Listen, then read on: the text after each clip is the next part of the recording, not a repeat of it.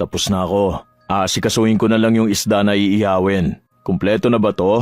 Lalagyan sa loob ng kamatis, no? Ay, tapos ka na ba dyan sa niluluto mo? Bakit ganyan naman itsura niyan? Ang sabi ko yung hindi malata, di ba? Ano ba naman yan? Lahat na lang ba nang gagawin mo puro na lang palpak? Wala ka lang ginawang maayos sa pamamahay na to, ah. Wala ka talagang kwentang tao. Nakakagigil ka. Ihilamos to kaya sa'yo yan kahit bagong luto.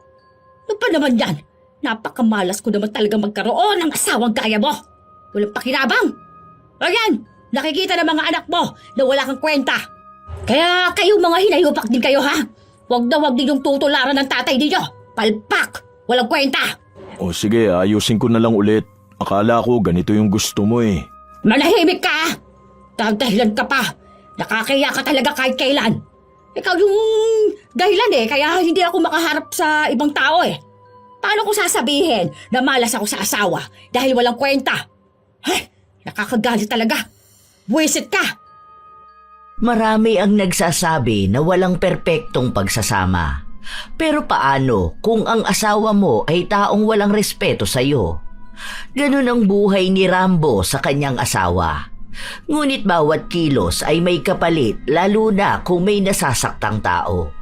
Ano kaya ang kahahantungan kung may kapit na ng ritual gamit ang itim na kapangyarihan? Mababago pa ba ang kapalaran ng malas na asawa? Aray ko, bakit ba nagagalit ka na naman? Eh paano hindi ako magagalit? Kanina pa kita pinapauwi ha. Hindi mo pa rin iniwan-iwan yung mga tropa mo. Pauwi naman na ako noon. Saka saglit lang naman ako dun eh. Nakipag-usap lang ako dun sa mga kakilala ko. Hindi nga ako uminom kahit na pinapatagay nila ako.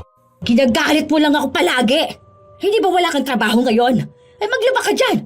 Walang gagamitin na uniform yung mga anak natin eh. Ay John Mark, ano? Ganyan ka na lang talaga? Ika nga rito. Ako, nanggigigil na ako sa bata ka ha? At ikaw rin ha, Juliana. Bakit hindi ka pa naglilinis sa kusina? Mga animal talaga kayo? Manang-mana kayo sa tatay ninyo. Hay, buwisit! Umaga pa lang pero hindi na mapahinga ang kanilang mga tenga. Ganun sila sa araw-araw. Kung sa trabaho kahit na paano ay may pahinga, sa galit at sa bunganga ni Lani, hindi sila napapahinga. Mula sa asawa hanggang sa mga anak nito, wala siyang ibang ginawa kundi ang magdaldal. Palagi na lang siyang nagagalit kahit na wala namang ginagawa ang kanyang asawa. 2 dekada na silang mag-asawa at may 4 na silang mga anak. Tanging si Rambo lang ang nagtatrabaho at bumubuhay sa kanila. Habang si Lani, lagi lang nasa bahay o kaya ay nasa labas nakikipagtsismisan sa kanyang mga kumare. Sadyang mabait si Rambo, kaya lagi siyang inaasar na takot siya sa kanyang asawa. Kapag walang trabaho, siya ang naglalaba. Siya rin ang laging naghahanda ng pagkain nila. Siya pa ang nag-aalaga sa mga anak nila. Mahal niya ang asawa kahit na ganon, kaya kahit na marami na ang nagsasabi sa kanya na hiwalayan niya, ayaw niyang gawin. Naniniwala pa rin siya sa sinumpaan nilang dalawa. Isang araw, bagong sahod si Rambo. Nasa palengke sila ng kanyang asawa. Ano ba? Ang bagal mo maglakad? Nasira yung tsinelas ko, teka lang. Hindi na yata kinakaya ng pakulang eh. Ang sakit na rin sa paa, pudpud na yun sa dulo oh. Nagagamit mo pa naman, di ba? Pwede pa yan. Bili kaya ako ng tsinelas. May nakita ako dun kanina, nasa 50 pesos lang. Okay na rin yun. Matagal ko naman magagamit. Hindi ka bibili. Sige, ayusin ko na lang pala to sa bahay mamaya. Nananakit na ang paa ni Rambo dahil sa kanyang tsinelas. Gusto niyang bumili ng bago pero dahil ayaw ng misis, wala siyang magagawa. Lahat ng gamit niya ay luma na. Kapag nasira, gagawin niya lang tapos gagamitin na ulit. Hanggang nagagawa at nagagamit pa, hindi siya bibilhan ni Lani ng bagong gamit. Lahat din ng sahod niya ay diretso sa kanyang asawa. Hawak nito ang kanyang ATM at kalkulado na lahat kung magkano ang sasahurin niya. Nung umuwi na sila, naabutan niya ang kapatid niyang nasa bahay nila. Magkapit-bahay lang naman silang dalawa. Wala pang asawa si LV, kaya mag-isa lang itong nakatira sa bahay niya. Ayan na naman. Alam na sahod mo kaya nakatunganga na naman dyan, yung kapatid mo. Huwag mo kong hihingi ng pera dahil hinihian ka na niyan, ha? Sinasabi ko sa'yo, mawawasak sa katawan mo yung bagong bili kong walstam mo. May trabaho naman yan, di naman yan nangihingi ng pera sa akin eh. Siguraduhin mo lang. Hindi magkasundo ang maghipag, kaya hindi sila nagpapansin ng dalawa. Tanging ang mga bata at ang kapatid niya lang ang kinakausap ni LV. Oh, bunso, wala ka bang trabaho ngayon? Ikaw rin, wala kang pasok kuya. Holiday ngayon, di ba? Ay, oo nga pala, nakalimutan ko na. Kumain ka na ba? Tapos na kanina pa. Pumunta lang ako rito kasi si Mia nagpapaturo sa akin dun sa assignment niya sa math. Ay oo, magaling ka kasi sa math. Best in math ka pa nga eh. Anong ginagawa mo kuya? Bakit inaayos mo pa yung tsinelas mo? Nasa palengke na kayo, hindi ka pa bumili dun. May mga nagbebenta dun na nasa 50 lang ha. Hindi ka makakalakad ng maayos niyan eh. Baka magkasugat ka pa sa paa. Hindi, kaya pa naman to eh. Pwede pa to. Kawawa naman yung tsinelas mo. Kung nakakapagsalita lang yan, baka sinabi na niyan sa'yo na gusto na niyang mamahinga. Bagong sahod ka, di ba? Bakit hindi ka makabili? Baka hindi ka na naman binigyan ng asawa mo. Ano ka ba? Para naman sa pamilya namin yun eh. Saka na lang ako bibili kapag kailangan na talaga. Ako na lang bibili para sa'yo. Ano bang size ng paa mo? Hindi na, wag na. Itabi mo yung pera mo. Mag-ipon ka. Kakusapin mo nga yung asawa mo, kuya. Hindi yung kapag kakausapin siya, lagi siyang nakasigaw. Akala mo laging inaaway ng mga tao na nasa paligid niya eh. Magkaroon naman kamo siya ng maayos na pag-uugali. Kaya mo na. Ganon naman talaga siya eh. Takot na takot ka lagi sa asawa mo, no? Sabi nga nila, under desire ka. Ganon talaga kapag may respeto sa asawa. Sana may respeto rin sa yung asawa mo, di ba? Ay, siya! Masama na naman ang tingin ng bruha na yan. Parang tigre na kawala eh, oh. Oo nga pala, sasama ka ba pagbalik sa probinsya? Hindi ko kasi masagot yung tanong ni Mamang eh kung uuwi ka. Hindi ko pa alam kay ate mo eh. Magpapaalam pa ako sa kanya. O kung ayaw niya makita ang nanay mo, hindi ka sasama? Basta ako na lang magsasabi sa'yo kung sasama ako. Kung hindi man, magpapadala na lang ako kay Mamang. Kung makapagpadala ka nga, tsinelas nga hindi ka makabili. Tumatawa lang si Rambo pero kapatid niya ang nasasaktan sa nangyayari sa kanya. Wala siyang kalayaan. Lahat ng tao sa kanila tinutokso na si Rambo pero patuloy niya pa ring minamahal at nirerespeto ang kanyang asawa. Hanggang sa isang araw, habang nagluluto si Rambo ng kanilang agahan, malakas siyang binatukan ni Lani.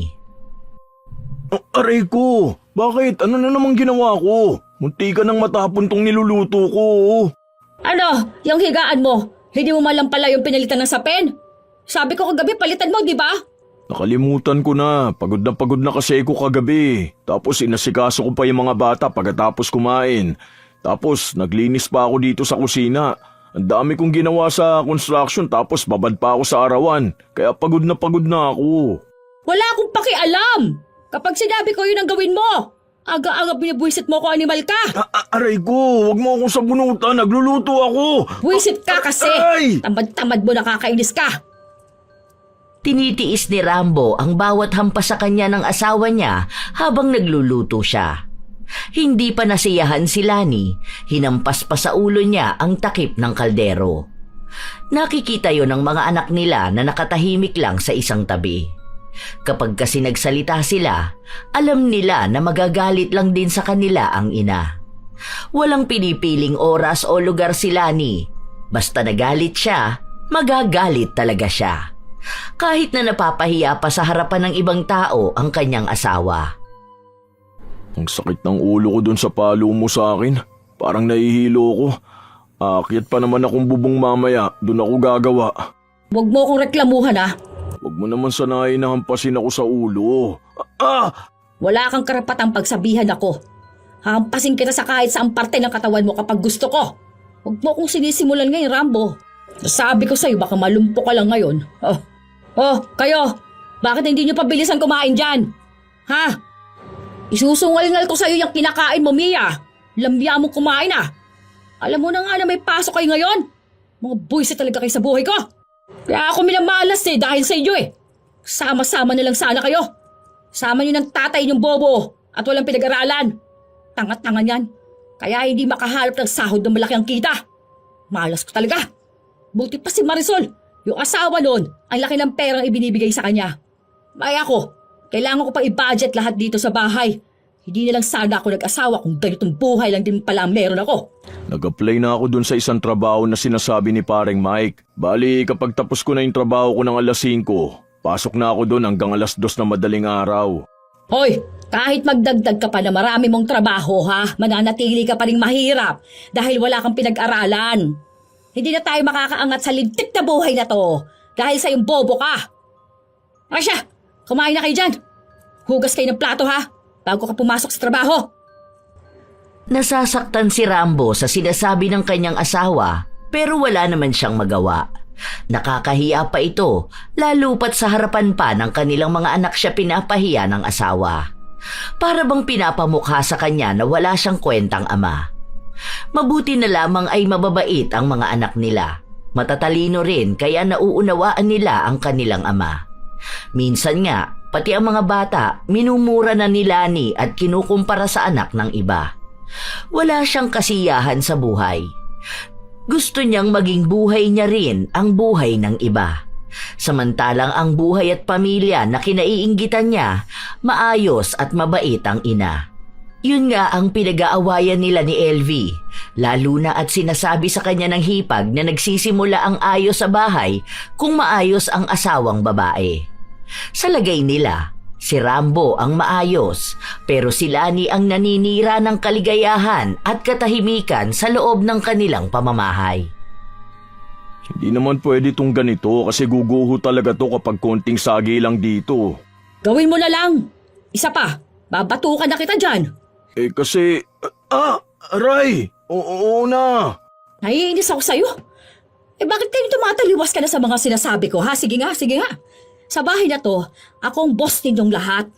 Ako yung masusunod. Kung ano ang sabihin ko, yun lang ang gagawin ninyo. Hindi kayo pwedeng magdesisyon nang wala akong sinasabi, ha? Lahat dapat dito akong masusunod. Oo na, sorry na. Kasi sa trabaho ko hindi naman ginagawa yung ganyan dahil nga kapag nasanggihan, guguho. Oh, ayan na nga. Sabi ko na nga ba eh. Ang tanga mo talaga kahit kailan eh. Hindi mo ginagamit yung utak mo. Sa bagay wala ka naman kasing utak na gagamitin. Bobo ka kasi. Ano ba yan? Buti pa yung asawa ng iba dyan magaling sa bahay. Kaya maaga akong tumatanda dahil sa'yo. Sana talaga hindi na lang ikaw ang naging asawa ko. Tanga! Aray ko! Tanga ka! Ayusin ko na lang. Alam nga naman ako mag-aayos, di ba? Ano? Wala kang silbi dito sa bahay? Kaya walang asens ang buhay natin dahil sa'yo eh. Wala kang pakinabang. Wala kang ibang alam gawin. Sanay ka na maging mahirap na lang. Buwisit na buhay naman talaga to. Ayusin mo na yan. Maglalaba ka pa. Aalis ako, di ba? Sinabi ko na sa iyo noong nakaraan na pupunta ako sa binyag ng anak ni Pareng June. Hindi ka pupunta doon. Anong gagawin mo doon ha? Dagdag gastos lang yon. Para may pakinabang ka naman sa buhay namin, maglaba ka. Huwag ka lalabas ha. Matutulog ako dahil inaantok ako. Kailangan ko ng pahinga sa buwisit na buhay na to. Hindi nga umalis ng bahay si Rambo. May isa pa nga siyang katrabaho na pumunta sa bahay nila. Naabutan siyang nagsasampay. Pinapasundo kasi siya. Para hindi na siya gumastos ng pamasahe, isasakay na lang siya sa motor. Hindi ako pinayagang umalis eh. Pasabi na lang, pasensya na. Sinabi ng katrabaho niya na kung pwede raw bang makausap nila si Lani para sila na lang ang magpapaalam sa kanya. Pero hindi na niya ito pinayagan dahil nga baka magsisigaw na naman sa galit ang kanyang asawa. Ilang araw pa ang lumipas, lagi na lang siyang umuuwi na pagod. 2:00 ng umaga na siya umuuwi dahil nga may isa pa siyang trabaho. Kailangan niya ng dagdag kita para buhayin ang kanyang pamilya. Nag-aaral na kasi lahat ng mga anak nila at mas lumalaki ang pangangailangan. Kapag uuwi siya ng 2:00, diretso na siyang natutulog. Sa sahig lang siya natutulog dahil maliit lang ang kama nilang mag-asawa. Ayaw na ayaw ni Lani na nasisiksik siya o nasisikipan. Kaya bumili na lang ng banig si Rambo para mas madali niya lang ding maililigpit at mailalatag. 5:00 na ng umaga noong nagising siya dahil sa sipa ni Lani. O ano? Sarap tulog mo dyan, ha? Anong oras na? Alam mo na nga na may pasok ang mga bata, di ba? Sandali lang naman, inaantok pa ako eh. Ah, ganon. O sige, o itong sipa akong gigising sa'yo. Inapak-apakan ni Lani ang mukha ng kanyang asawa para lang mapilitan itong bumangon. Kahit na nakakaramdam ng pagod at hilo si Rambo, bumangon pa rin siya para asikasuhin ang mga bata. Habang si Lani naman ay bumalik sa pagkakatulog. 8:00 pa dapat ang pasok ni Rambo sa una niyang trabaho, pero kailangan niyang gumising ng maaga para sa mga anak nila. Ilang araw pa ang lumipas, sasapit na ang kaarawan ng kanilang bunso. Gusto ko sa pool tayo nun, ha? Magrenta lang tayo ng cottage. Mga magkano kaya yun? Huwag ka nga magsalita dyan. Hindi ko hinihingi yung opinion mo. Para alam ko lang kasi iimbitahan ko rin sana yung mga katrabaho ko. Sinabi ko ba na pwede mo silang imbitahan? Pasensya na.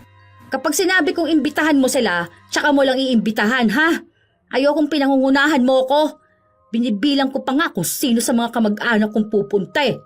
Ayokong mapahiya sa mga yon, ha? Dapat maipakita ko sa kanila na kaya ko rin magganon kahit hindi nila ako imbitahan. Si LV sama natin. Ayoko. Hindi sasama yung kapatid mo. Ayoko sa ugali nun. Napakapangit. Sige. Ka na nga magsalita. Naiirita ako sa'yo lalo. Wala ka namang alam sa mga ganito. Basta gusto ko sa pool. Tapos dapat marami tayong pagkain doon. Walang alak dahil walang magiinom. Tapos walang videoke, ha? Hindi na tayo mag-rent nun. Ligo lang talaga. Anong mga ulam? Meron bang bopis? Wala. Ano na lang, baka pwedeng... Nahimik ka. Kung ano lang yung gusto ko, yun lang ang makikita ko doon. Hindi na lang umimik si Rambo. Ilang araw pa ang lumipas, patuloy siyang nagtatrabaho hanggang sa sumasama na ang kanyang pakiramdam. Hindi muna ako papasok ngayon. At sino nagsabi sa'yo na pwede ka mag-absent sa trabaho mo? Ayusin mo yung pinaggagawa mo, Rambo. Sama talaga ng pakiramdam ko eh. Wala akong pakialam. May pamilya kang binubuhay. Kailangan mo magtrabaho. Ano gagawin mo dito sa bahay? Hihilata ka lang? Magbihis ka dyan. Bumangon ka. Baka magulpi lang kita. Isang araw lang naman. At talagang ginagalit mo ko? Ha? Tigas sa ulo mo.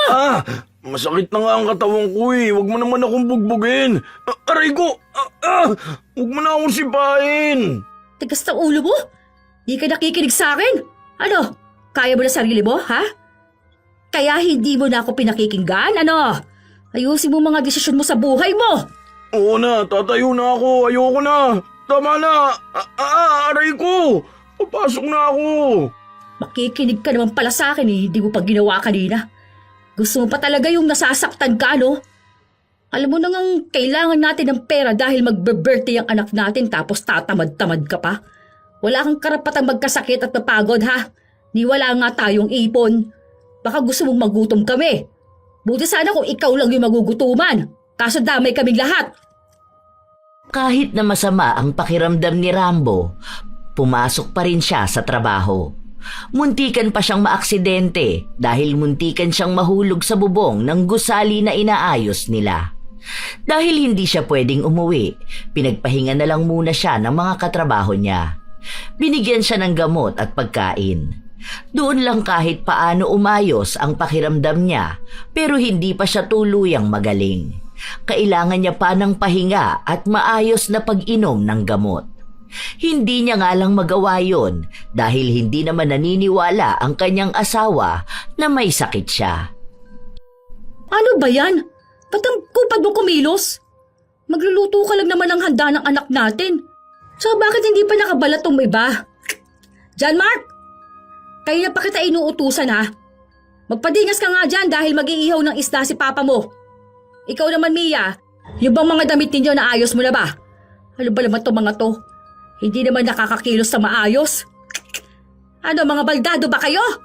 Hindi na ba gumagana ang mga utak ninyo? O nasa na pala yung sahod mo doon sa isa mong trabaho? Wala kang ATM doon, di ba? Sabi mo ngayon yung sahod mo doon.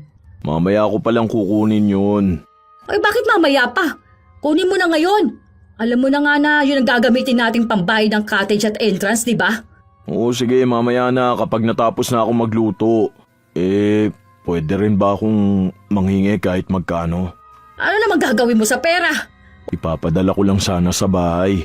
Ang tagal ko nang hindi nakakapagbigay kay mamang eh. Uunahin mo pa talaga sila kaysa sa amin ng mga anak mo, ha? Hindi yan pwede.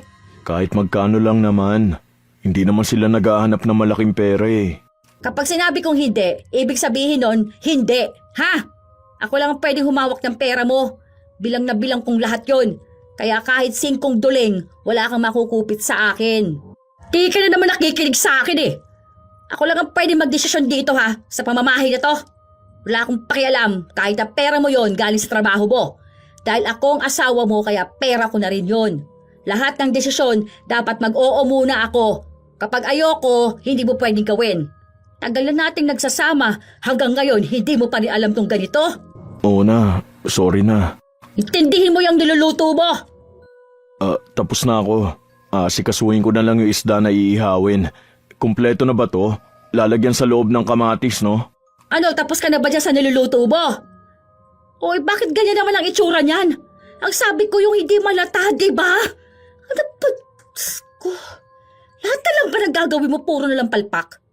Wala ka nang ginawang maayos sa pamamahay na to Wala ka talagang kwentang tao. Nakakagigil ka. Ihilamos ko kaya sa iyo yan kahit bagong luto. Hindi pa naman yan, leche ka. Napakamalas ko naman talaga magkaroon ng asawang gaya mo. Walang pakinabang. O ayan, nakikita ng mga anak mo na wala kang kwenta. Kaya kayo mga hinayupak din kayo Huwag na huwag ninyong tutularan itong tatay ninyo. Palpak. Walang kwenta. Ayusin ko na lang ulit. Akala ko ganito yung gusto mo eh. Manahimik ka. Gagahilan ka pa, nakakahiya ka talaga kahit kailan eh. Ikaw yung dahilan kaya hindi ako makaharap sa ibang tao. Paano ko sasabihin na malas ako sa asawa dahil walang kwenta? Nakakagalit talaga. Buisit ka. Aray ko. Dapat masaya lang tong araw na to eh. Kaso buisit ka. Una, ayusin ko na to. Kahit na si Rambo lang ang kumikilos lahat sa bahay, nagagawa pa rin siyang saktan ng asawa. Hindi lang sa mga salita, kundi maging ang kanyang katawan. Habang umaalis ang buong pamilya ni Rambo, nakatingin lang sa labas ang kapatid niyang si Elvie. Naaawa ito sa kanyang kuya. Wala naman sa kanya kung hindi siya iimbitahan na magpunta doon sa selebrasyon. Pero yung pambubugbog at pangmamaliit kay Rambo, iyon ang hindi niya matiis. Habang nagsasaya sina Lani kasama ang mga bata at kamag-anak nila, si Rambo naman ang nag-aasikaso sa kanilang lahat. Pagod na siya, gusto niyang matulog o magpahinga, pero hindi niya magawa dahil para siyang naging utusan ng kung sino-sino. Pinapakuha sa kanya ang kung ano-ano, pati na rin pagbili ng yelo na sa labas niya pabibilhin.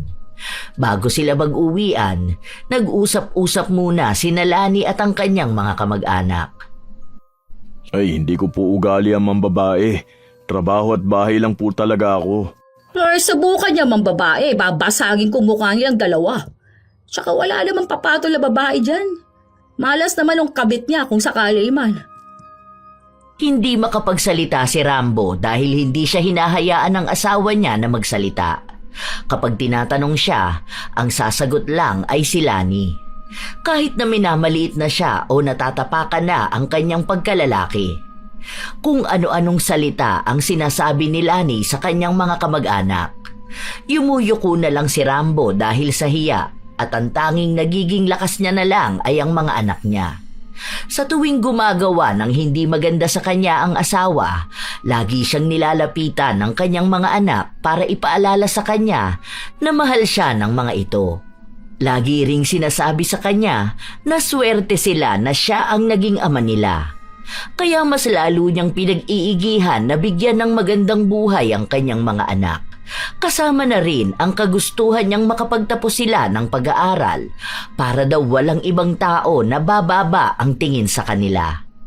Ilang araw pa ang lumipas, walang pasok sa trabaho si Rambo. Naglalaba siya sa labas ng bahay nila nung lumapit sa kanya ang kapatid. May pasaka na naman, kuya. Hayaan mo na, pasalang naman to eh. Gagaling din to. Dapat hindi ka pumapayag na ganyan-ganyanin ka lang ng asawa mo eh. Sa halip na nagpapahinga ka ngayon, ikaw ba yung naglalaba? Ano bang gusto ng asawa mo? May tagabigay na siya ng pera, tapos may taga-silbi pa siya? Ay, grabe naman yung ginawa niya sa'yo. Huwag ka namang ganyan magsalita sa ate mo. Wala akong pakialam sa kanya. Hindi ko tanggap na ginaganyan ka lang niya. Hindi na tama yan. Obligasyon ko naman to sa kanila eh.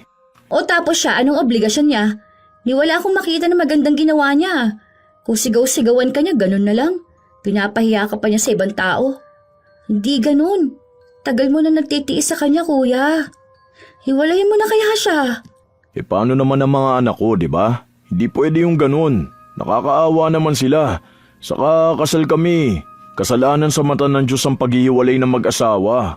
Depende naman siguro yun, kuya. Ano ka ba? Okay lang ang kuya mo. Ito talaga si Bunso, lagi nag-aalala. Okay lang ako, ha? Ang alam ko, hindi ka okay, kuya, okay? Nagpapakatatag ka lang, pero tao ka ha? Hindi habang buhay na ganyan na lang ang gagawin niya sa'yo. Kuya, lumaban ka naman sa kanya. Hindi ko sinabi na bugbugin mo rin siya, pero ang sinasabi ko, yun bang nilaban mo ang sarili mo? Ilang taon mo kasi siyang hinayaan na ganyanin ka eh. Tinotolerate mo kasi siya. May mali naman kasi talaga ako. Hindi naman siya magagalit kung maayos kong ginagawa ang trabaho ko, di ba? Kung alam mo lang paano nag-aalala si na mamang sa'yo. Pasensya na ka mo kung hindi ako nakakapagpadala ng pera sa kanila, ha? Hayaan mo, kapag kaya ko naman na magpapadala ako ron. Hindi naman nila kailangan ng pera. Miss na miss ka lang din nila. Gusto nga ni mamang na magpunta ka rito para siya na lang ang dadalaw sa'yo. Sabi ko sa susunod na lang para dito sila sa bahay tumuloy.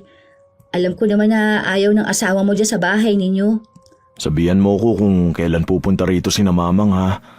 Miss na rin sila ng mga apo nila eh. Ang mahal naman kasi ng pamasahe papunta sa probinsya. Dadaling ko sana ang pamilya ko. Akala mo naman papayag ang asawa mong gumastos ka, di ba? Ni ayaw ko nga niyang bigyan ng pera. Lahat gusto niya, kontrolado niya. Naiinis na talaga ako sa kanya, kuya, sa totoo lang. Kaunti na lang talaga makakatikim na sa akin yan. Pagpasensyaan mo na lang, LV. Hindi ako kasing pasensyoso mo, kuya, ha? Kapag alam kong mali siya, ipaglalaban kong mali siya. Hindi pwedeng siya ang boss. Hindi totoong boss sa pamilya. Wala nga siyang may pagmalaki, no? Ano ba siya dyan sa pamilya niyo? Para naging paanakan lang siya? Di naman yan naging magulang. Hindi naman naging asawa at ina. Huwag ka magsalita ng ganyan. Magsasalita ako hanggat gusto ko. Hindi niya ako pwedeng pagbawalan tulad ng pagbabawal niya sa'yo na magsalita. Hindi ka kasi lumalaban eh, kaya akala niya nakakatakot siya. Yari talaga sa akin ang bruha na yan eh. Kaya hindi sila magkasundo ng hipag dahil ganun magsalita si LV. Magkasing tapang silang dalawa. Pinapatigil na nga ni LV ang kanyang kuya na maglaba dahil oras naman na dapat ng pahinga, pero ayaw ni Rambo. Pagagalitan daw siya ng asawa kapag hindi niya naisampay ang mga damit habang may init pa ng araw.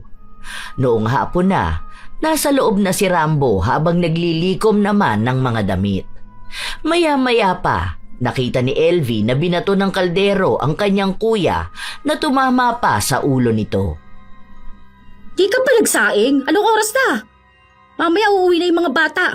Alam mo na nga na kapag uwi ng mga yun magugutom sila eh. Tapos initin mo yung ulam ha? Sige, teka lang kapag natapos ako dito. Hoy, ikaw Lani. At ano namang ginagawa mo rito babae ka? Ano? Hihingi ka na naman ng pera sa kuya mo? Ang kapal naman talaga ng mukha mo, no? Yung kuya ko nagpapalamon sa'yo, pero anong ginagawa mo? Minamaltrato mo pa siya. Huwag ka na makialam, Bunso. Hindi kuya, hindi pwede yung ganyan eh. Binabato ka ng kaldero? Bakit? Baldado ba yung asawa mo kaya hindi niya alam kung paano magluto? Isang araw na nga lang pahinga mo, kailangan ikaw pa rin ang kikilo sa lahat? Hoy! Pamilya namin to kaya wala kang pakialam dito ha? Ako lang ang dapat susundin ng kuya mo dahil ako ang asawa niya. Tigilan mong panghihimasok sa buhay ng iba. Bilisan mo na nga dyan, Rambo! Ayokong kukupad-kupad ka dyan. Kahit na away-awayin ni LV ang hipag, wala naman siyang magiging laban dahil pinipigilan naman siya ng kanyang kuya na makipagtalo kay Lani. Walang ibang nagawa ang dalaga kundi ang manggigil. Dinig na dinig niya rin kahit nasa labas siya kung paano mura-murahin ni Lani si Rambo. Pinagsasalitaan niya ito ng masasakit na para bang wala talagang kwenta si Rambo. Ilang araw pa ang lumipas na ganun lang sila.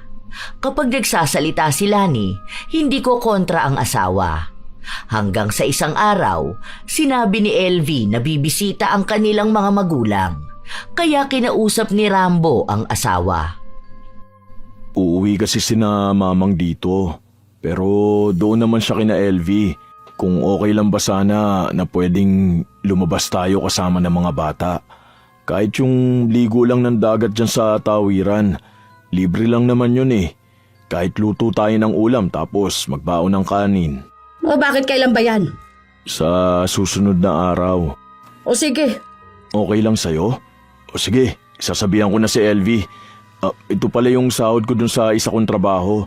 Saka kung okay lang na bigyan mo ko kahit na 500, bibili lang ako ng ibibigay kina mamang. saka na kapag nandito na sila. Akala ni Rambo ay pumayag na ang kanyang asawa kaya tuwang-tuwa siyang ibinalita sa kanyang kapatid na lalabas sila. Wala namang bayad sa liliguan nila kaya ang sabi ni LV, magdadala na lang siya ng pagkain. Alam niya raw kasi na hindi sila bibigyan ni Lani. Madamot kasi ito pagdating sa kanila at ayaw din naman ni LV na umaasa sa bigay ng iba. Kahit na pera naman ang kanyang kuya ang gagamitin nila.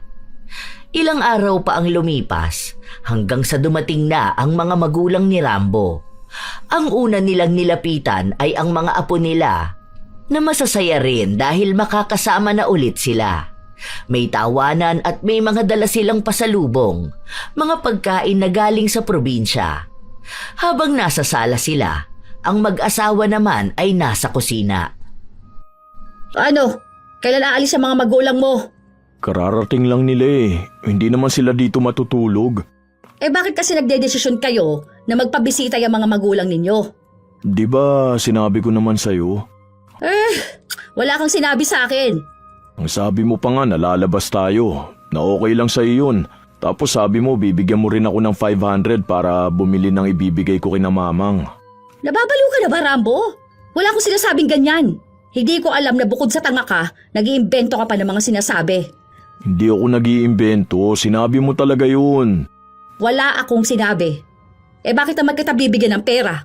Kailangan ng mga anak mo ng pera. Hindi naman ako pumayag sa desisyon mong bumisita yung mga matatanda na yan Tigilan mo ako, Rambo Hindi mo na naman kinukuha ang desisyon ko muna Pasalamat ka, andyan ang magulang mo kung wala sila nakatikim ka sa akin. Kapal lang mukha mo na magdesisyon ng wala akong sinasabi. Anong maliligo dyan sa tapat? Kahit na libre yon, gastos naman yung pagkain. Huwag mong idadahilan sa akin na kanin at ulam lang. Binabudget natin yon. Hindi pwedeng may mga kung sinong timawa na makikikain sa atin. Huwag ka naman magsalita ng ganyan sa mga magulang ko. Wala akong pakialam na mga magulang mo sila. Huwag kang sumagot-sagot sa akin, baka sumabog ang nguso mo. Sinasabi ko sa'yo. Hindi kumibo si Rambo. Sobrang sama ng kanyang loob dahil minsan na nga lang niya makita ang mga magulang. Ganun pa ang mangyayari na para bang kailangan na niyang paalisin agad ang mga yon. Lalaki siya, hindi niya kayang umiyak pero mukhang dama ng kapatid niyang malungkot siya. Kaya ito na lang ang sumasalo sa kanya. Pinakiusapan na lang niya ang asawa na makisama kahit na isang araw lang. Pero wala pang isang oras na nasa dagat sila, wala na agad sa mood si Lani. Lagi na siyang iritable kapag kinakausap siya. Hindi niya rin sinasagot ang mga tanong sa kanya. Sa halip ay nakaupo lang siya sa isang gilid. Pinapadama niya na wala siyang pakialam sa kanyang mga biyenan. Ilang araw pa ang lumipas, umalis na rin ang mga magulang ni Rambo. Masaya ang mga bata, kaya yun na lang din ang kanyang iniisip. Pero kapag sasagi naman sa isipan niya ang mga magulang niya, nakakaramdam siya ng kirot sa kanyang dibdib. Anong drama-drama mo dyan? Magkikilos ka nga. Nakita mo lang mga magulang mo, ganyan ka na. Sensitive mo namang lalaki. Kaya di ka talaga umaasenso dahil ganyan ka eh. Madrama sa buhay. Malas. Hindi ko naman yun maiiwasan kasi matagal ko rin hindi sila nakasama. Tapos matatanda na sila. Baka yun na rin ang huling beses na makasama ko sila eh. Uy, tingnan mo ang drama mo. Hoy, lalaki ka ba talaga ha? Hindi na ba pwedeng magkaroon ng pakiramdam ang lalaki? Kasama mo na kami ng mga anak mo. Gaganyan ka pa. Kung hindi ka ba naman tanga? Naaawa lang din naman ako sa kanila. Mas maawa ka sa amin ng mga anak mo na nagtitiis sa buhay na bigay mo. May sinasabi nga si Papang, yung sa pinsang ko raw kapag nakaalis yun ng bansa, tutulungan daw akong makaalis din ng bansa para mas malaki yung maging sahod ko. Sus! Naniwala ka naman sa ganun. Eh wala namang naitutulong sa atin yung mga kamag-anak mo ha. Tsaka, anong gagawin mo sa ibang bansa? Ang sabihin mo, tatakasan mo na yung responsibilidad mo. Ganyan yung sa kakilala ko. Matapos mag-ibang bansa nung asawa niya, doon na bumuo ng ibang pamilya. Ah, anong akala mo sa akin, tanga? Bakit ko naman gagawin yun? May mga anak tayo. Tsaka hindi ka rin naman makakapunta ng ibang bansa, Rambo. Alam mo kung bakit? Kasi nga wala kang alam. Mahina ka eh, bobo ka. Diba? Hindi ka nga marunong magdesisyon kasi lahat ng desisyon mo sa buhay, mga walang kwenta. Bobo! Hindi ka naman nakapag-aral. Kapag kinausap ka ba nila ng English, maiintindihan mo? Hindi naman, di ba? Matututunan naman yun. Hindi ka matututo kasi nga bobo ka. Huwag mo nang taasan ang pangarap mo. Ang gawin mo, magtrabaho ka na magtrabaho para sa amin ng mga anak mo. Para naman makapagtapos sila ng pag-aaral at hindi sila tumulad sa'yo na walang kwenta. Nawalan na ng gana si Rambo na mangarap dahil lahat na lang ng pangarap niya ay mali sa paningin ng kanyang asawa. Tila ba wala na siyang direksyon sa buhay dahil sila nilang ang dapat na magsabi sa kanya kung ano lang ang pwede niyang gawin. Dahil masama pa rin ang loob ni Rambo, pumunta siya sa bahay ng kapatid noong tulog na ang mga tao sa bahay nila. Anong sabi ni na Mamang? Nahihiya tuloy ako eh. Sorry talaga ha. Wala naman silang sinabi sa akin pero ewan ko lang kung anong pinag-uusapan nila ni Papang. Bakit naman kasi ganun pang naging asawa mo, kuya? Ewan ko ba? Hindi naman kasi siya ganun noon. Kahit naman anong sabihin ko sa'yo, hindi mo naman siya hihiwalayan, di ba? Hindi ko kaya. Mahal ko naman ang asawa ko. Pati na rin yung mga anak ko. Mahal ko ang pamilya ko. Naiintindihan naman kita. Minsan talaga nahihirapang makipaghiwalay sa asawa nila dahil sa mga anak nila. Alam ko naman na hindi ganun kadali makipaghiwalay sa asawa. Pero sana naman, kung talagang sobra na ang ginagawa ng asawa mo, itigil mo na kuya. Talagang naaawa na ako sa'yo. Kasi natatapakan ang pagkalalaki mo eh. Ang bait mo. Sobrang bait mo. Hindi mo pinapabayaan ang pamilya mo. Hindi ka naman gaya ng ibang asawa na hindi minamahal yung pamilya nila. O kaya yung nambababae. Walang masasabi sa'yo eh. Kahit na sinong kausapin mo, wala silang masasabing talagang mali sa'yo. Maraming mali sa akin. Hindi nga ako nakapag-aral, di ba? Kaya nga, hindi ko maiangat yung buhay ng pamilya ko eh. Kaya nga, hanggang dito lang ako. Yan ba yung laging tinatanim ng asawa mo sa utak mo? Hindi ikaw ang may mali, kuya. Hindi dahil sa hindi ka nakapag-aral, kundi dahil mali ang naging asawa mo. Ang babait ng mga anak mo, sila mismo yung nagsusumbong sa akin. Alam mo ba na umiiyak si Mia kada magkukwento siya sa akin? Kasi pati sila ay apektado sa hindi maabot na standard ng asawa mo. Sabihan niya ba naman yung anak mo na bobo at walang mararating sa buhay dahil lang sa hindi nakakuha ng top sa klase? Hindi naman tinong utak ng asawa mo. Wala rin naman siyang pinag-aralan, di ba? Natapos niya ba ang high school? O hindi naman? Matalino ba siya? Ni hindi nga niya maturuan ng mga anak niyo? Wala rin siyang kwenta kung wala ka. Hindi ko na alam kung anong gagawin ko. Siguro kuya ngayon, gamitin mo naman ang utak mo. Alamin mo kung hanggang saan lang dapat ang asawa mo. Hindi pwedeng dahil kasal kayo o asawa mo siya, gagawin na niya sa'yo ang ganyan. Huwag kang papayag na kayanin ka lang. Kahit naman anong payo ang sabihin ni Elvie sa kanyang kapatid, mas pipiliin pa rin itong manatili sa kanyang asawa kahit na sobrang higpit nito. Ilang araw pa ulit ang lumipas kung saan-saan na naman pinapahiya ni Lani ang kanyang asawa. Isang beses pa nung namamalengke sila. Nakalimutan pala nating bumili ng atay na manok. Bumili ka nga doon. Hintayin na lang kita rito. Ilang kilo? 2 kilo mo na. Bili ka na rin pala ng sibuyas. May madadaanan ka naman dyan. Bilisan mo ha. Alam mo namang ayokong naghihintay ako ng matagal ha. Nagmamadali pang bumili si Rambo. Nakabalik naman agad siya, pero may sobra sa binili niya. Ano yan? May nakita ako nagbebenta ng rambutan. Bumili na ako. Ang tagal ko nang hindi nakakakain nito eh. Sino nagsabi sa'yo na pwede kang bumili niyan? Huwag mo naman akong sigawan. Nakita ko lang kasi to eh. Tapos ang mura lang kaya bumili na ako. Alam mo naman na paborito ko to, di ba? Saka para din naman sa bahay ito. Lalo na yung mga bata, ito rin yung gusto nila. Wala naman ako sinabi na bumili ka niyan, di ba? Wala akong pakialam kahit gusto mo pa yan. Alam mo na nga na nagtitipid tayo sa pera kung ano-ano pang pinagkakagastosan mo. Wala ka bang makakain sa bahay para bumili ka pa niyan? Ibalik mo nga yan. Kaso nakain ko na yung iba eh. Nakakahiya namang ibalik. Ibabalik mo yan, ipapalulok ko yan sa'yo lahat ngayon.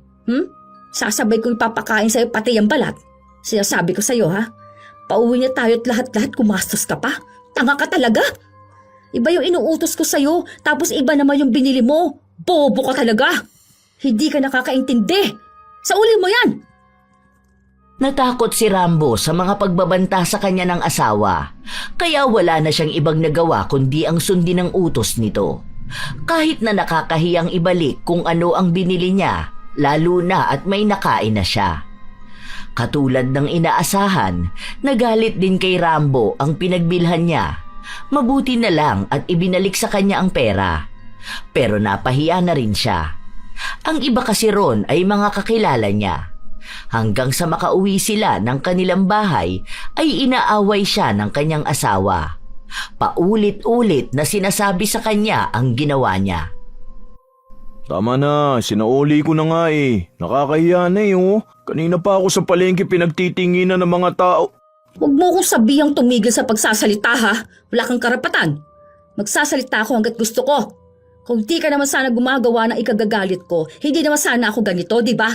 Di mo kasi iniintindi kung ano sinasabi ko, kaya nagagalit ako. Kung sana inaayos mong lahat ng mga kilos mo, hindi naman ako ganito. Huwag ka kasing tanga.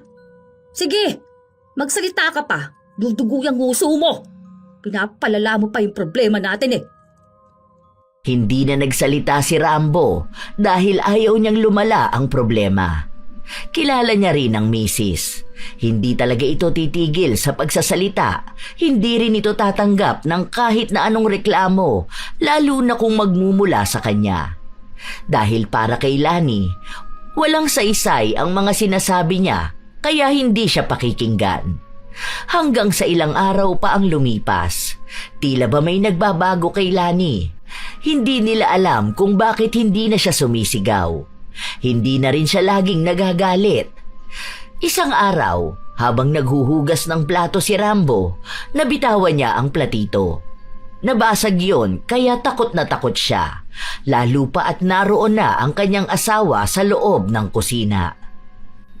Sorry, hindi ko naman sinasadya. Nabitawan ko lang. Dumulas kasi sa kamay ko dahil may sabon. Lilinisan ko na lang, sorry. Ako na lang maglilinis. Huwag ka nalang lumapit dyan, baka masugatan ka pa. Hindi ka ba galit? Bakit naman ako magagalit? Hindi mo naman sinasadya. Tsaka gano'n naman minsan.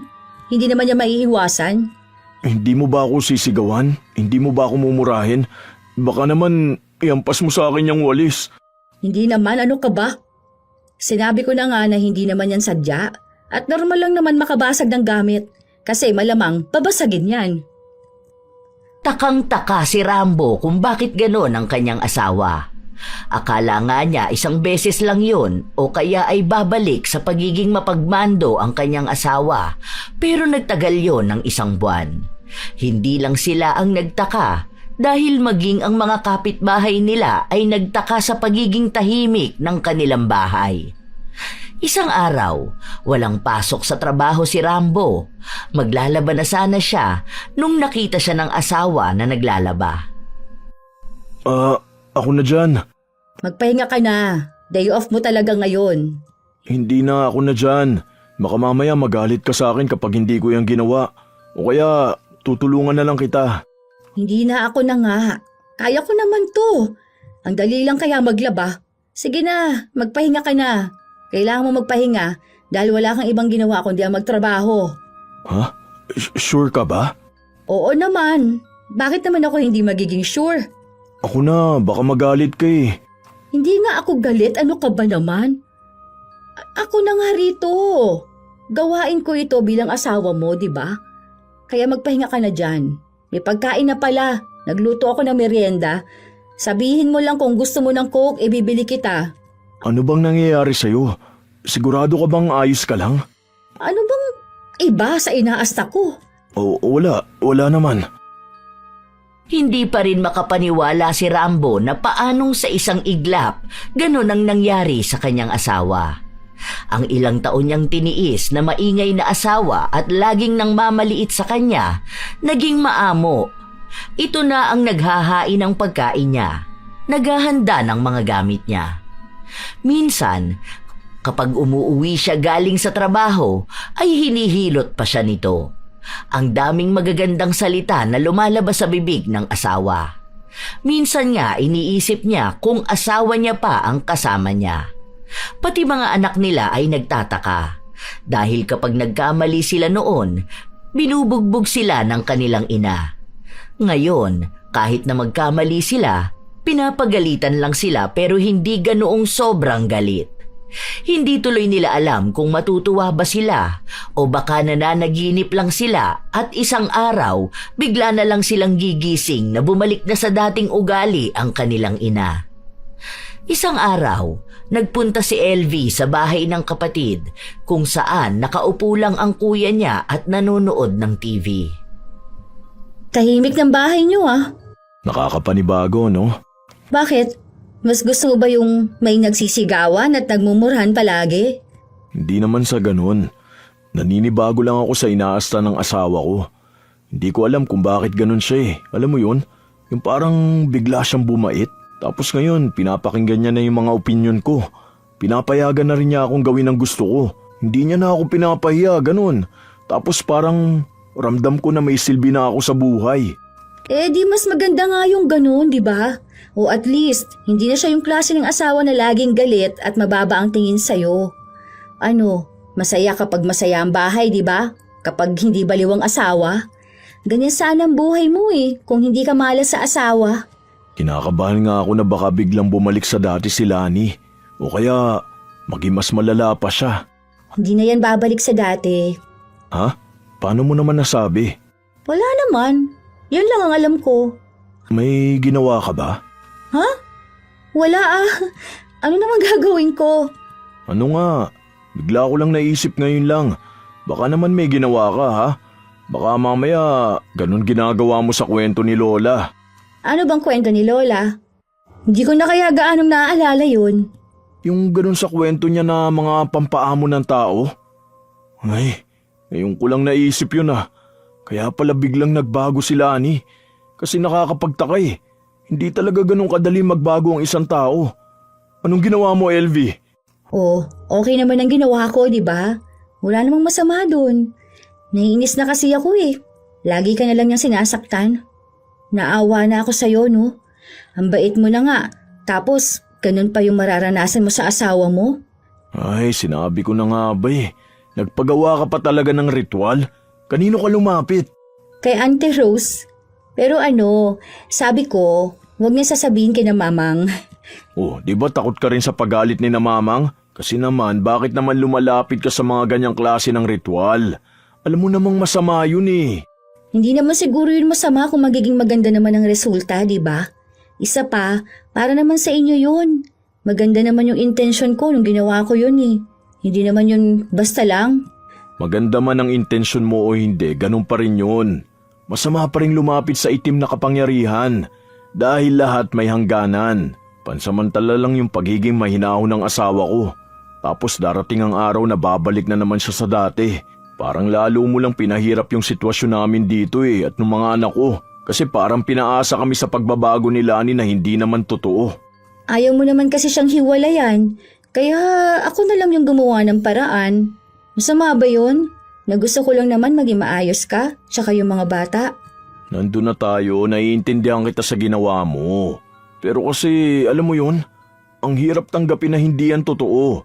Nababalik siya sa dati. Sana hinayaan mo na lang ako sa desisyon ko na ganito, di ba? Sige, sorry na. Hindi ko na uulitin. Sorry na talaga. Pero sana naman kuya, magpakalalaki ka naman. Hindi yung lagi kang nagpapaapi sa sarili mong asawa, sa sarili mo pang pamamahay, sa harapan pa ng mga anak mo. Isipin mo ang trauma nun sa mga bata. Iisipin nila, paano kung inapi sila ng ibang tao? O saan sila tatakbo kung tao na dapat tatakbuhan nila, yung tao pa na hindi rin kayang ipaglaban ng sarili. Ipakita mo sa mga anak mo na may ama sila. Hindi isang ama na laging pinapahiya. Yung ama na alam nilang kaya silang ipagtanggol kahit pa sa sarili nilang ina. Sa totoo lang, ang mga salitang sinasabi ni Elvie ay mga bagay na matagal nang iniisip ni Rambo. Ilang araw pa ang lumipas, mabait pa rin si Lani, pero hindi yun tinatanggap ni Rambo dahil alam niyang isang araw babalik ang tunay na ugali ng kanyang asawa. Oh, tara na, kain na tayo. Ano, kumusta naman ang kamay mo? Masakit pa ba? Hindi na gaano. Lutin ko na lang ulit mamaya. Hayaan mo, gagaling din yan. Sana ganito ka na lang. Yung totoo. Ano bang sinasabi mong totoo? Hindi ba ako totoo? Ganito ka nung bago tayo eh. Sana naging ganito ka na lang talaga. Kaya mo naman pala yan eh. Ikaw? Kung ano-ano na naman ang iniisip mo. Ay oo nga pala, ipapaayos ko sana sa'yo yung banyo kasi yung inodoro natin parang gusto sana na medyo pataasan natin. Kaya mo naman yun, di ba? Syempre kaya mo yun, ikaw pa ba? Ikaw ba naman ang isa sa pinakamagaling na gumawa ng bahay, no? Nakaka-proud nga dahil tong bahay natin, ikaw lang ang gumawa. Kaya lagi kong sinasabi sa kanila na sobrang swerte ko sa asawa. Magpalit din kaya tayo ng pintura, no? Ano ba sa tingin mo? Anong gusto mong kulay? Kulay ng bahay? Ako ang papipiliin mo?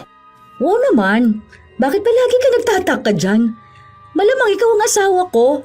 Malaki rin ang ambag mo sa pagdedesisyon dito sa bahay natin, ano? Kailangan din yung opinion mo. Ikaw ang haligi ng tahanan, di ba? Ikaw ba? Anong gusto mong kulay?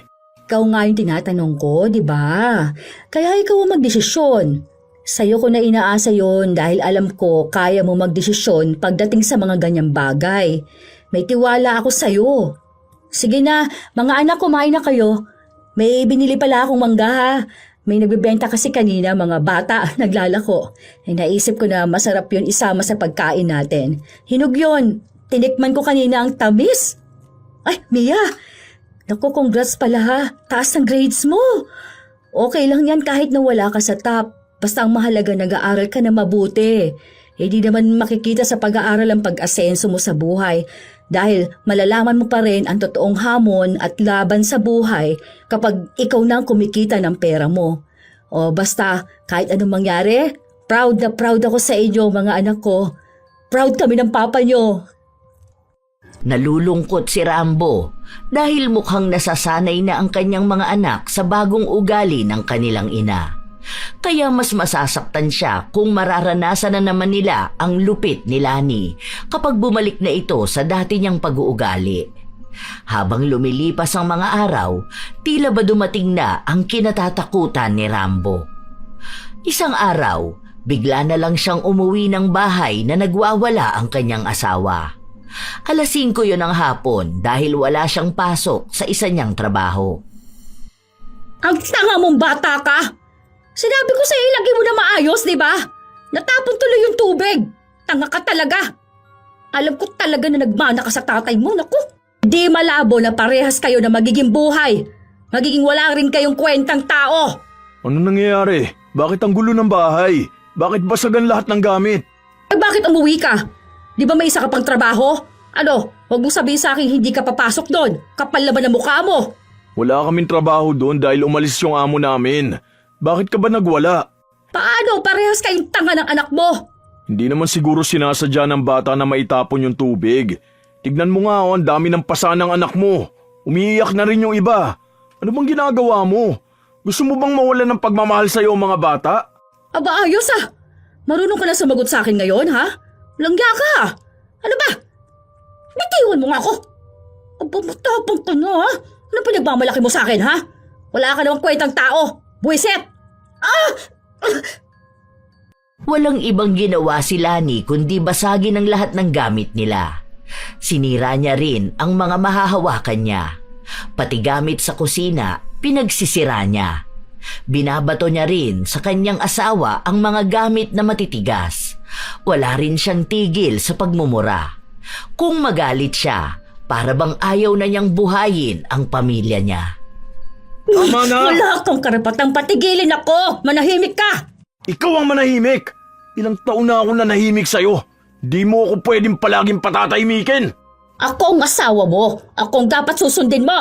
Tapos na ako sa pag-intindi sa'yo. Ayoko na. Pagod na ako. Anong sinasabi mo? Ano, hihiwalayan mo ako? Kung kaya mo! At sino naman nagsabi sa'yo na hindi ko kaya? Ako ang bumubuhay sa pamilya na to. Kaya wag mong sasabihin na hindi ko kaya nang wala ka. Nagtitiis lang ako sa'yo dahil sa kasal na sinumpaan natin at sa mga anak natin. Nanahimik ako at naging sunod-sunuran dahil akala ko yun ang tamang paraan para matawag akong mabuting asawa at ama. Pero mali ako. Hindi madadala ng pagiging responsable ko ang galit na hindi mo maintindihan sa sarili mo. Hindi kami ang labasan ng galit mo. Pagod na ako manahimik kapag sinasaktan mo ko at ang mga anak natin. Hindi na ako papayag. Sige, lumayas kayo! Pero sinasabi ko sa inyo, hindi mo kakayanin nang wala ako sa buhay mo dahil wala ka namang kwentang tao. Bobo ka eh. Wala kang pinag-aralan, kaya hindi ka aasenso sa buhay. Dadalhin mo lang sa kahirapan ng mga bata. Sige, para magsisi ka sa mga desisyon mo sa buhay. Wala akong pagsisisihan. Ito ang unang desisyon ko sa buong pagsasama natin na paninindigan ko ng buong buo. Para na to sa mga anak natin. Ngayon aasta ka na mabuti kang ama. Eh kung talaga mabuti kang ama, hindi mo sila hahayaang maging mahirap. Alam mo kung bakit tanga ang mga bata na yan? Kasi katulad mo sila. Sa dami ng mamanahin nila, yung pagiging tanga mo pa. Kahit na anong sabihin mo, wala na akong pakialam. Tanga ako sa paningin mo at sa paningin ng lahat dahil nanatili ako sa'yo. Pero ngayon, hindi na. Tapos na tayo. Kinuha ni Rambo ang mga bata. Hindi niya alam kung saan sila titira, pero mabuti na lang ay may malapit siyang kamag-anak na walang ibang kasama sa bahay. Hindi niya kasi pwedeng dalhin sa bahay ng kanyang kapatid, lalo na at kapitbahay lang naman sila. Mas madaling mapupuntahan ni Lani. Wala silang dala na kahit anong gamit, kaya hindi nakapasok sa paaralan ng mga bata. Naaawa si Ramon sa inabot ng kanilang mga anak. Takot na takot pa rin ang mga ito. May isa pa siyang anak na umiiyak habang tulog dahil nananaginip siyang binubugbog sila ng kanilang ina. Hanggang sa kinabukasan, bumisita si LV sa bahay kung nasaan ang kanyang kuya. Nagwawala yung baliw mong asawa. Ayun, sinunog yung mga gamit nyo. Pati mga gamit ng mga bata. Kawawa naman mga pamangkin ko. Hindi muna makakapag-aral ngayon. Pero baka pwede pa naman kung pakikiusapan ng mga teacher nila. Maiintindihan naman siguro na walang-wala muna sila kahit na ano. Lalo na yung mga notebook nila. Buti na lang inalis mo ang mga anak mo dun. Ano raw ba nangyari? Sabi ni John Mark, naglagay siya ng tubig sa ref tapos parang hindi niya naisara na maayos yung takip. Tapos nung kumuha ng tubig yung kapatid niya, natapon niya ata. Pupunasan naman daw nila kaso nakita ng mama nila. Mayun, binugbog sila. Nakakatakot naman. Wala na yung pinagawa ko, no? Yun ang nga ang sinasabi ko sa'yo eh. Nagbigay ka lang ng peking paniniwala sa mga anak namin at sa akin na nagbago na si Lani. Pero nung nawala na, balik na siya sa pagiging bayolente niya. Mas malala pa yata. Parang yung mga buwan na mabait siya, naipon na bigla na lang sumabog. Sorry naman, di ba? Hayaan mo, tutulungan ko naman kayo. Naghahanap nga ako ng uupahan nyo eh. Pwede doon na rin ako lumipat para may kasama ang mga bata. Naawa ako sa mga pamangkin ko. Hindi ko pa alam. Basta ako rin naaawa sa mga anak ko eh. Hindi ko akalain na ganun yung magiging takot nila. Malala ang trauma ng mga bata na yan, kuya. Nahihirapan sila makalimutan yun. Eh parang lahat na magiging kilos nila, kahit na malalaki na sila, maaalala nilang sinasaktan sila. Pinatagal ko pa kasi. Pero buti naman, nagawa mo na rin magsalita para sa sarili mo at para sa mga anak mo. Hindi ko rin alam kung saan ako kumuha ng lakas ng loob. Basta bigla na lang ding lumabas sa bibig ko ang mga salitang yon. Tapos parang ang tapang ko. Yun yung unang beses na sumagot ako kay Lani. At kahit na anong patahimik niya sa akin, hindi niya ako napatahimik. Baka kasi punong-puno ka na sa mga pinaggagawa niya. Baka bigla ka na lang naging lalaki na hindi na nagtatago sa saya ng asawa mo. Hindi ko rin alam. Baka nga. Basta ang iniisip ko na lang ngayon, yung mga bata. Gumawa ng paraan si Rambo para maging maayos ulit ang buhay ng kanyang mga anak. Pero hindi pa rin nawawala ang takot sa kanila. Minsan nga, kahit na simpleng pagkakamali lang, nakikita na ang panginginig sa mga bata. Natatakot sila na bigla na lang silang masasaktan. Kaya laging sinasabi ni Rambo na wala nang mananakit sa kanila. Magkakasama na sila para sa bagong simula. Hanggang sa isang araw, bigla na lang sumugod si Lani sa bahay na tinutuluyan nila. Hindi niya alam kung paano sila natuntun doon. Ano? Nagmamatigas ka talaga? Ayaw niyo bumalik sa bahay? Akala niyo ba kaya ninyo na wala ako? Nagsisimula na nga kami ng buhay na wala ka, di ba? Ganyan ba yung klase ng ama na sasabihin mong mabuti? Yung ahayaan ng mga anak niya na walang ina? Anong klaseng asawa ka niyan? Parang hindi mo alam kung ano yung pinangako mo nung pakasal tayo ah. Hindi ko naman nakakalimutan yon. Pero mukhang ikaw yung nakakalimot. Manahimik ka! Kapal na mukha mo sumagot sa akin. Oo, dahil may boses din ako. Hindi mo ako pwedeng patahimikin. Wow, ibang klase ka na. Ano pinagmamalaki mo sa akin? Wala ka namang kwentang tao. Tingin mo ba magiging masaya kayo ng mga bata na wala ako? Hindi nyo yun magagawa. Saka nagagalit lang naman ako dahil sa kagagawan nyo rin naman. Kung sinusunod nyo lang ang lahat ng gusto ko, di ba? Sinusunod naman lahat, di ba? Ikaw yung walang kasiyahan. Pagod na akong lagi maging pipi. Pagod na akong walang boses at yung iyo lagi ang dapat na pakinggan. Lagi na lang akong walang ginawang tama para sa'yo. Dahil wala ka naman talagang ginawang tama. Ano bang akala mong ginagawa mo? Yung magtrabaho na mababa ang sahod? Sa bagay, mababang uri ka naman talaga ng tao kasi. Di wala kang ibang alam gawin, di ba? Wala kang ang utak. Mahina kang tao eh. Mahina kang lalaki. Hindi mo na ako madadaan sa pagbaba sa sarili ko. Bahala ka na lang sa buhay mo. Maghanap ka na lang ng lalaki mamahalin ka ng higit sa pagmamahal ko. Humanap ka ng taong mas mataas sa akin. Yung maaabot ang standards mo. Kasi ako, tapos na akong tanungin lagi ang halaga ko. Napagtanto ko na hindi ako mababa. Hindi totoo na wala akong kwenta. Yun lang yung gusto mo maramdaman ko para isipin kong hindi ako mabubuhay kapag wala ka.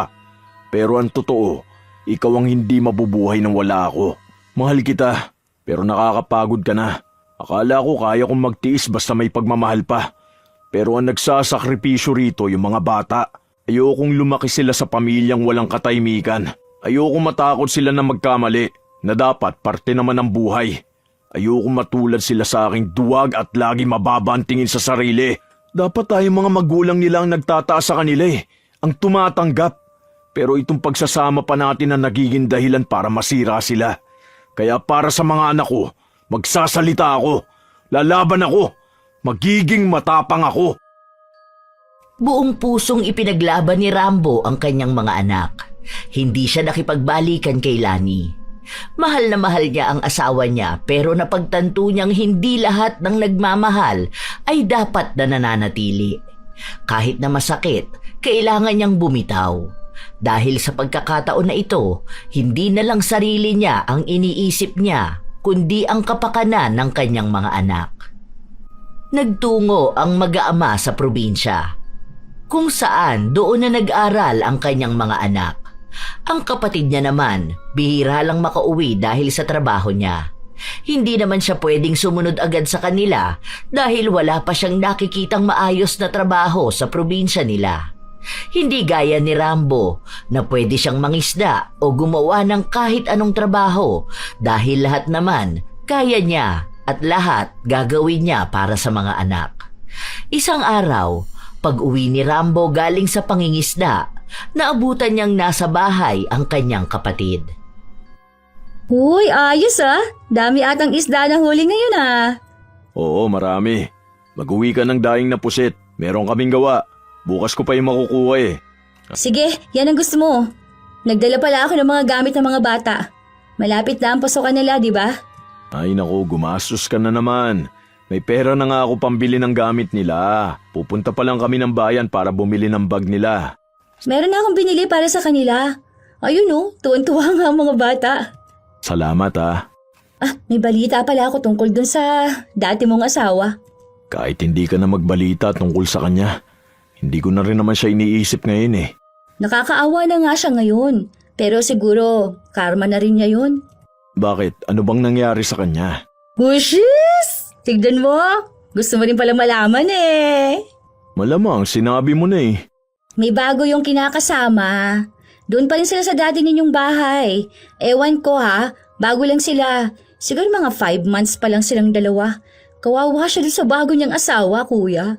Kung anong binait mo, yun namang ikinagaspang na ugali nun. Dati siya yung nagsasalita sa'yo, di ba?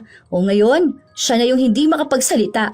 Sobrang tamad pa nung lalaki. Aba, siya yung nagtatrabaho at bumubuhay doon, no?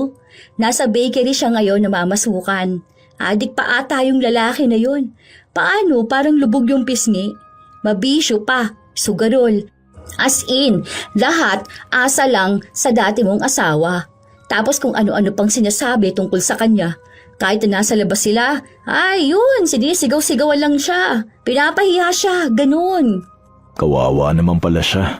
Kung makapagsabi siya sa'yo no, na wala kang kwenta, no? Tapos lalabas na siya pala talaga yung walang kwenta at yung ipinalit niya sa'yo, mas malala na walang kwenta. Swerte na siya noon. Ginawa niya pang malas ang sarili niya ngayon. Wala eh. Karma na rin siguro yun para ipakita sa kanya kung ano yung nawala sa kanya. Para ipadama sa kanya yung ginawa niya sa inyo ng mga anak mo. Kawawa naman kung iisipin pero deserve niya naman yun. Kung naging mabuti sana siyang asawa, edi may mabuti sana siyang pamilya, di ba?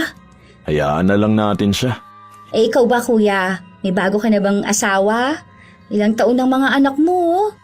Saka taon na rin naman kayo hiwalay ni Ate Lani. Hindi ko na yun iniisip no.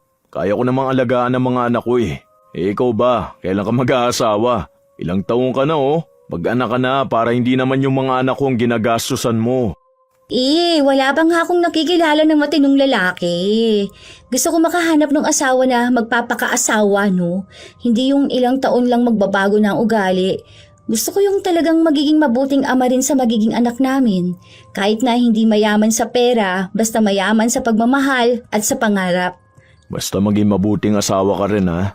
Dahil minsan, naghahanap tayo ng mabuting asawa habang tayo mismo ang hindi mabuti. Di ko naman susuntukin ang asawa ko, no? Depende na lang kung maglolo ko siya. Tanggal talaga lahat ng ngipin niya.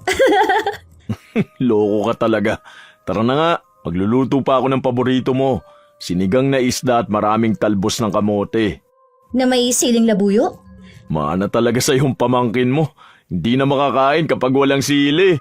Siyempre, magmamana talaga sila sa kanilang tita ganda. Naitaguyod naman ni Rambo ang 4 niyang anak. Napapaaral niya ang mga ito dahil masipag siyang magtrabaho. Kahit na halos wala na siyang pahinga, basta makalikom lang siya ng pera na maibibigay sa mga bata na maabot ang kanilang pangarap. Nakapagpatapos na siya ng isa sa kolehiyo na ngayon ay nagtatrabaho na rin at tumutulong sa kanya para pag-aralin at buhayin ang iba pa. Masaya silang magkakasama. Hindi na nagkaroon pa ng asawa si Rambo dahil kahit na ilang taon na silang hiwalay ng asawa, nakatali pa rin siya sa sinumpaan nilang dalawa. Ipinangako niya rin na si Lani pa rin ang babaeng mamahalin niya hanggang sa kamatayan. Mahal na mahal niya pa rin ang asawa. Kaya kahit hindi nakikita ng iba, ay nagdurusa siya sa pangungulila sa asawa. Pero kahit na ganon, hindi pa rin niya naisipan na balikan ito. Sapat na sa kanyang mahal niya ito kahit hindi sila magkasama. Hindi mo talaga masasabi kung paano malalaman ang malas at swerte sa pag-aasawa. Minsan, may mga pagkakataon na sinusubukan samahan. Sa kakulangan, sa pagod, sa galit at sa mga problemang hindi inaasahan. Bahagi yon ng pagsasama. Ngunit may hangganan ang lahat ng pagsubok. Hindi dapat kasama sa pagmamahalan ang pagdududa sa sariling kakayahan ng kapareha. Ang pag-aasawa ay hindi lugar kung saan unti-unting winawasak ang kumpiyansa ng isa. Hindi rin ito dapat nagiging dahilan para iparamdam sa asawa na siya ay walang silbi, walang boses at walang halaga. Ang tunay na pagmamahal ay hindi nananakit, hindi sa pisikal at lalong hindi sa salita. Sapagkat sa oras na ang pananakit ay naging normal, sa sigaw, mura, pangmamaliit at pananakot, unti-unti nang nawawala ang respeto. At kapag nawala ang respeto, hindi na yon pagmamahal kundi kapangyarihan na lang ang nangingibabaw. Ang pagsasama ay dapat may balanse. May karapatan ang bawat isa na marinig, igalang at pahalagahan. Ang pagmamahal ay hindi dapat ipaglaban sa pamamagitan ng pagtitiis sa abuso. Hindi malas ang mag-asawa dahil sa kahirapan o kakulangan.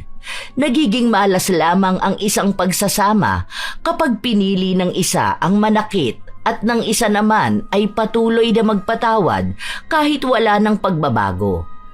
Ang tunay na swerte sa pag-aasawa ay hindi nasusukat sa tagal ng pagsasama, kundi sa kapayapaang nararamdaman sa loob ng tahanan. Shout out sa ilan sa mga masusugid na tagapakinig ng mga istorya ni Lola Telang. Hazmen de la Cruz, Alom Doday, Jepoy Batli, Wilfred de la Cruz at Marijen Regino, Tara Dabi, Hasmin Vicente, Ami Bag, Nanette Carson, Reggie Feliciano from Laguna, Ann Likit from Nueva Ecija, Carol Silorio, Nika Morowaca, Sani Colina, Melody Rupa, Dominica Escarmosa, Aurelia Go, Graham Channel, Gili, Cristila Magdadaro, Hazel Fiesta, Sydney Crosswind, Lance MBB, Francisco Neng, Ann Anyosa, Lani Capile, Dina La Victoria, Delia Catu from Alabang. Shout out din sa lahat ng mga bayaning OFW sa iba't ibang sulok ng mundo. Ito ang inyong Lola Telang at maraming salamat sa walang sawa ninyong pakikinig araw-araw mga apo.